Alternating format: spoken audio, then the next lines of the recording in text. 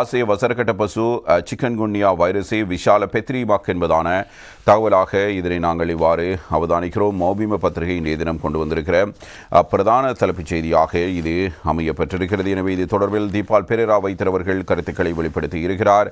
அதாவது பெருந்தொற்றாக இப்பொழுது சிக்கன்குன்யா மாறியிருக்கிறது என்பதுவே அவருடைய கருத்தாக இருக்கிறது. பெருந்தொற்றாக மாறியுள்ள சிக்கன்குன்யா தொடர்பில் பொதுமக்கள் அவதானத்துடன் செயற்பட வேண்டும். நோய் தொற்றுக்கு ஆளாகியவர்கள் நீண்ட நாட்களுக்கு மூட்டு வருத்தத்துக்கு ஆளாகக்கூடும் என கொழும்பு சிறுவர் வைத்தியசாலையின் சிறுவர் நோய் தொடர்பான விசேட வைத்திய நிபுணர் தீபால் பெரேரா இவ்வாறு தெரிவிக்கிறார். கடந்த சில நாட்களாக நாட்டில் இனம் காணப்படும் சிக்கன்குன்யா நோயாளர்களின் எண்ணிக்கை வெகுவாக அதிகரித்திருக்கிறது. நுழம்பு பெருக்கத்தின் அதிகரிப்போடு கொழும்பு உள்ளிட்ட பல பகுதிகளில் சிக்கன்குன்யாவின் தாக்கம் அதிகரித்துள்ளது. கடுமையான மூட்டு வருத்தத்துடன் கூடிய காய்ச்சல் நிலவக்கூடும். சிக்கன்குன்யா டெங்கி காய்ச்சலை ஒத்த நோய் அறிகுறிகளை வெளிப்படுத்தக்கூடிய வைரஸ் காய்ச்சலாகும். உயிரிழப்புகள் ஏற்படுவதற்கான வாய்ப்புகள் குறைவாகவே உள்ள போதிலும் நீண்ட நாட்களுக்கு மூட்டு வருத்தம் நிலவக்கூடும். சிக்கன்குன்யா நோய் தொற்றுக்கு ஆளாகியதன் பின்னர் 7 அல்லது 8 நாட்களின் பின்னர் நோய் அறிகுறிகள் வெளிப்படுகின்றன. டெங்கு மற்றும் சிக்கன்குன்யா பரவல் அதிகரித்துள்ளமையால் தொடர்ச்சியாக 2 நாட்களுக்கு மேல் காய்ச்சல் நீடிக்குமாயின் தாமதிக்காதே தகுதி வாய்ந்த வைத்தியரை நாடுமாறு வைத்தியர்கள் தொடர்ச்சியாக தெரிவித்து வருகிறார்கள். தொற்றாளரிடம் கடுமையான காய்ச்சல், தலைவலி, மூட்டுவலி, தோல் அலர்ச்சி அல்லது ஒவ்வாமை மற்றும் வாந்தியும் குமட்டலும், உதடு மற்றும் முகம் கருத்தல் போன்ற அறிகுறிகள் தென்படக்கூடும்.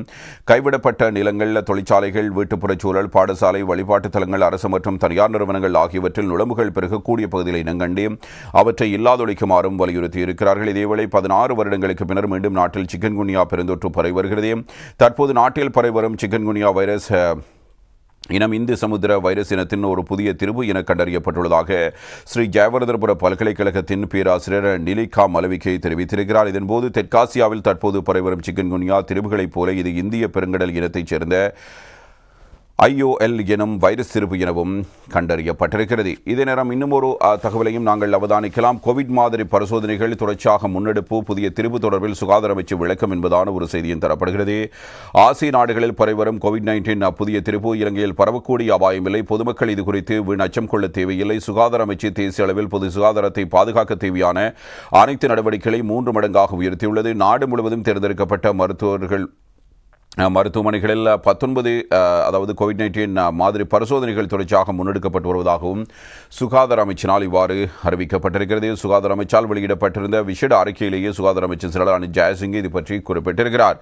சுகாதார அமைச்சின் தொற்றுநோய் பிரிவு தரவுகளுக்கு அமைய நாட்டில் COVID-19 புதிய பிறழ்வு பரவக்கூடிய அபாயம் ஏதுமில்லை. ஆகையால் புதிய கொரோனா வைரஸ் பரவல் தொடர்பில் பொதுமக்கள் வீண் அச்சம் கொள்ள தேவையில்லை. கடந்த சில வாரங்களாக ஆசிய நாடுகளில் COVID-19 வைரஸின் புதிய பிறழ்வுகள் வெகுவாக பரவி வருவதாக ஊடகங்களில் செய்திகள் வெளியாகியிருந்தன. சமூகத்தில் வைரஸ் தாக்கத்தை முங்கொடுப்பதற்கு ஏதுவான சுகாதார நடைமுறைகளை முறையாக பின்பற்றாமை நோய் பரவலுக்கு காரணம் எனவும் குறிப்பிடப்பட்டுள்ளது. ஆகையால் இதனை கருத்தில் கொண்டு சுகாதார அமைச்சு தேசிய அளவில் பொது சுகாதாரத்தை பாதுகாக்க தேவையான அனைத்து நடவடிக்கைகளையும் 3 மடங்காக உயர்த்தி இருக்கிறது. நாடு முழுவதும் தேர்ந்தெடுக்கப்பட்ட மருத்துவமனையில் COVID-19 மாதிரி பரிசோதனைகள் தொடர்ச்சியாக முன்னெடுக்கப்பட்டு வருகின்றன. குறித்த கண்காணிப்புக்கு அமைய நாட்டில் தற்போது COVID-19 நோயாளிகளின் எண்ணிக்கை அதிகரிக்கவில்லை. இலங்கையில் பரவக்கூடிய தொற்று நோய்களை முன்கூட்டி அடையாளம் காண தேவையான ஆய்வக பரிசோதனைகளும் தீவிரமாக முன்னெடுக்கப்பட்டு வருவதாக சுகாதார அமைச்சர் செயலாளர் அனில் ஜெயசிங்க இவ்வாறு கூறியிருக்கிறார்.